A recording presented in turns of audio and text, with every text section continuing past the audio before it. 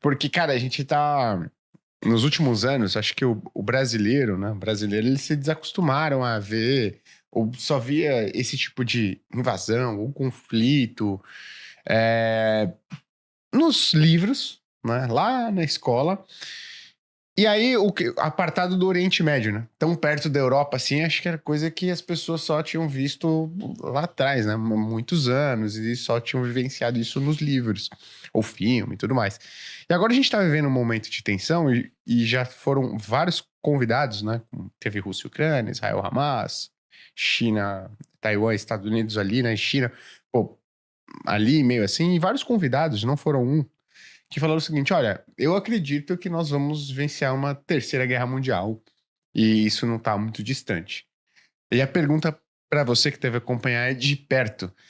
Você acredita nisso também? Você acredita que o mundo ele esteja caminhando para algo como uma terceira guerra mundial? Então, a guerra daquela maneira de trincheiras, um conflito direto, como foi a Primeira e Segunda Guerra Mundial, eu particularmente duvido um pouco que chegue aos níveis de Estados Unidos, Rússia, virem a vir de fato, porque são duas potências nucleares, né, que têm grande capacidade bélica, militar, mas se a gente considerar que uma guerra, na maneira como é hoje, uma guerra híbrida, a partir de sanções, bloqueios econômicos, ou então guerras de procuração, por exemplo. Talvez Rússia e Estados Unidos nunca venham às vias de fato, mas utilize, por exemplo, a Ucrânia como uma intermediação para isso. Ou utilize, por exemplo, Israel e faixa de Gaza como uma intermediação para isso. Ou o Irã. Isso, de fato, acho que pode acontecer. Claro, não é uma certeza, né, 100%, mas talvez seja muito mais até uma esperança do que exatamente um fato consolidado. Desses conflitos todos que a gente está se referindo, que possivelmente a gente vai conversar no nosso podcast hoje, o que mais tem perigo, para mim, é a questão em Taiwan. De fato, assim, se a China, de fato, fizer uma incursão em Taiwan, enfim, aí realmente, pela importância que a China tem, pela importância que Taiwan tem, aí acho que pode vir um conflito bélico mesmo, entre China e Estados Unidos, que aí transformaria numa guerra mundial. Legal. Esse de Taiwan, né? O caso do Taiwan é o que eu tenho convicção que as pessoas menos entendem. O que é Taiwan? É um país? É uma cidade? É um estado, né? A galera não consegue entender muito bem. Então, você não entende nem muito bem o que é, quanto mais o que pode estar rolando de tensão, né? Então, a gente vai entrar mais nesse tema, que eu acho que também é o mais interessante pra gente falar, mas uma coisa que me chamou a atenção na sua fala, você falou o seguinte: olha, eu acho que mais uma guerra no sentido ou de sanções econômicas, né? E o outro caso que você trouxe é que duas potências se envolvendo através de um intermediário. No caso de... Eu gostei do termo, guerra de procuração. Guerra de procuração, exatamente. Guerra de procuração. Como é que funciona? Como é que funcionaria isso? Você disse que os Estados Unidos de um lado fornecendo armas para um país e o outro lado oferecendo para outro, é isso? Por exemplo, né? A própria questão da guerra Rússia e Ucrânia, por exemplo.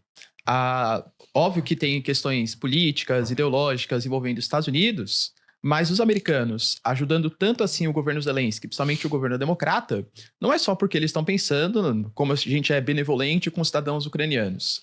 É porque sabe que uma ajuda à Ucrânia conteria, por exemplo, uma expansão da Rússia em direção ao leste europeu e traria outros benefícios. Por exemplo, os Estados Unidos ele já emprestou para a Ucrânia, na casa assim, né, de promessa, quase 115 bilhões de dólares e concreto já foi cerca de 50 bilhões. Não há esperança que a Ucrânia vai conseguir pagar todos esses valores. Uhum. E aí, como que a Ucrânia devolveria esse dinheiro para os Estados Unidos no futuro?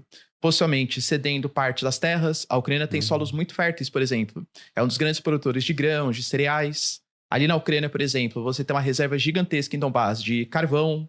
Tem uma zona industrial muito rica em Donetsk.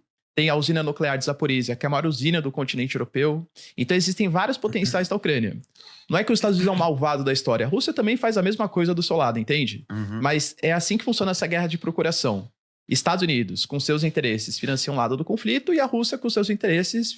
É que no caso da Rússia e Ucrânia, é a Rússia que está envolvida diretamente no conflito. Uhum. Mas, por exemplo, a gente tem agora, reacendendo o conflito na Síria, em que não é a Rússia diretamente que está na luta, mas a Rússia apoia o governo Bashar al-Assad e os Estados Unidos apoiam os rebeldes ali na Síria. A questão em Taiwan, por exemplo, a Rússia tem um apelo maior com os chineses, enquanto Taiwan tem um apelo maior com os americanos.